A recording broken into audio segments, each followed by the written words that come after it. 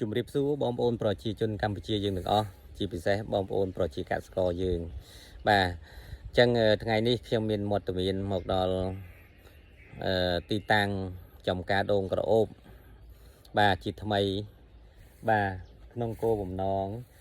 បាទផ្សព្វផ្សាយអំពីការថែទាំក៏ដូចជានីតិវិធីនៃការរៀបចំមួយចំនួនជូនបងប្អូនណាបាទបែកគ្នាក្នុងរយៈពេលយូរហើយបាទប្រហែលជា2ឆ្នាំ2ឆ្នាំហើយដែលខ្ញុំមិនបានធ្វើជាវីដេអូក្នុងការបង្ហាញជូនដល់បងប្អូនប្រជាកសិកររបស់យើងបាទអញ្ចឹងយើងចែករំលែកបទពិសោធន៍គ្នាទៅវិញទៅមកដើម្បីរកចំណុចដែលល្អបាទអញ្ចឹងបងប្អូនដឹងហើយក្នុងឆ្នាំមុនគឺយើងជួបវិបត្តិដល់ធ្ងន់ធ្ងរសម្រាប់ដំណាំបងប្អូនប្រជាកសិករខ្លះគាត់បោះបង់ចោលចំការដូងតែម្ដងបាទដោយសារគ្មានប្រភពទឹកគ្មានទឹកបាទអញ្ចឹងធ្វើឲ្យបាក់បាទអញ្ចឹងតែឆ្នាំនេះបាទ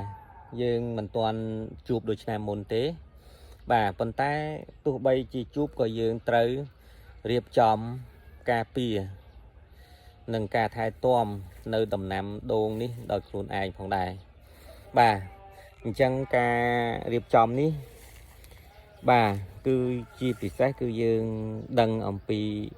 ថាវាខ្វះអីបាទគឺខ្វះទឹក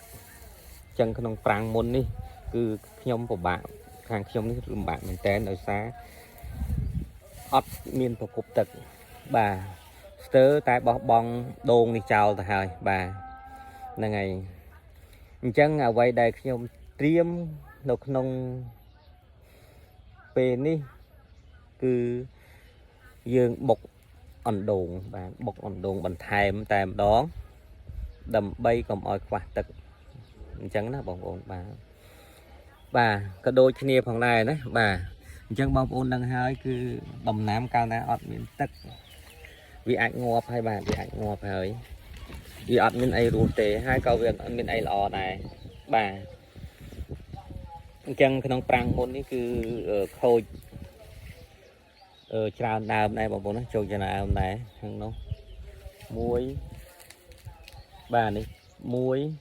ខាងនោះមួយបាទក្នុងចកានេះប្រហែលជាចូលបាទ10ថា10ដើមនេះបាទថាជាង10ដើមបាទដែលមានផលប៉ះពាល់ដោយសារការខ្វះទឹកហើយយើងមិនមែនថាយើងអត់មើលថែទេយើងមើលថែតែបាទអញ្ចឹងយើងថែទាំបានតែប៉ុណ្ណឹងអញ្ចឹងណាបងប្អូនបាទអញ្ចឹងត្រឡប់មកក្រោយវិញណាដូចជាការថែទាំនេះគឺសំខាន់ដូងគឺត្រូវការទឹកជីបាទជីបំពន់បាទក៏ដូចជានីតិវិធីនៃការបាញ់ថ្នាំកដាមអីនៅលើស្លឹក